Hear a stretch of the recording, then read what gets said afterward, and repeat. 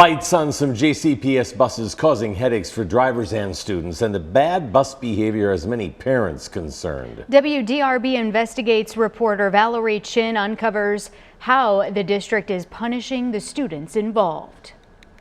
A fight August 18th on a school bus.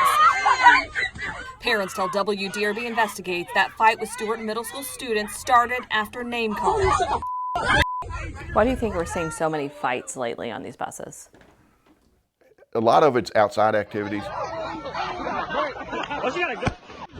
In September, an Eastern High School student and an adult were shot in Louisville's Russell neighborhood after police say a fight had started on a JCPS bus and continued when they got off the bus. A few days later, two JCPS students got into a fight on a bus with Atherton High School students on board. Students yelling at each other, a punch, and the fight continues across the bus aisle, leaving one student with a bruise on the forehead. And a fight on a Westport Middle School bus in October in St. Matthews, leaving parents like Stephanie Hare concerned with her child on that bus. I guess there was somebody smoking weed on the bus, and then two kids got into a fight. Family members showing up and fighting near the bus. It's just student behavior, regardless of where you're from. You got to be held accountable. But how often are students punished in cases like these?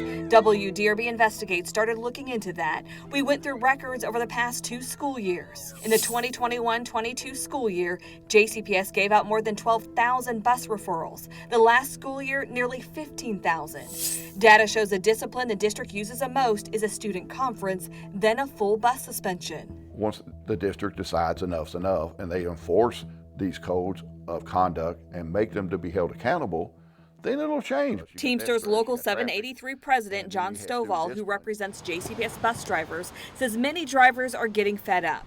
He turned over a list of schools to school board members that he says drivers are concerned about. What schools are they not getting support at? There's about 12 of them, and they're unhappy. And there's some schools that basically, hey man, I've had them since 7 o'clock this morning, it's your turn to get them out of here. Data for the first 31 days of school through fall break shows 2,103 bus referrals across the district. The 3 schools with the highest number of referrals, Stewart Academy with 97, then Westport Middle and Cameron Middle. For Stewart, punishment included 55 full bus suspensions and 29 one-way bus suspensions. And according to the student handbook, principals can request students be suspended from the bus anywhere from 6 to 20 days.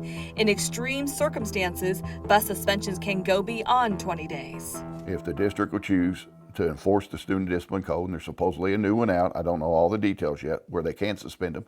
If they start doing that, that may help alleviate some of this stuff. JCPS says removing a student from the bus permanently is an option, and it's the students and their families' responsibility to find a way to school. Carolyn Callahan with JCPS released a statement saying, JCPS has looked into our bus referral process, and we're in the process of creating an online bus referral system to ensure increased transparency. When the online system is operational, bus drivers will enter their referrals online, and referrals will go directly to school administrators and compound coordinators. This will allow drivers to directly communicate concerns with schools and see the administrative response to those referrals. The district says the interim chief operations officer has met with the union and drivers to hear from them about what's working and what's not. We figured it out. The cops are on their way, he'll be fine. And parents like Hare hope discipline is enforced. I think yes, discipline, and I know they train the bus drivers the best that they can. With photojournalists Darius Bowie and Ian Cunningham, Valerie Chin, WDRB News. If you have any information about a story you think the WDRB Investigates team should look into, you can email us at investigate@wdrb.com.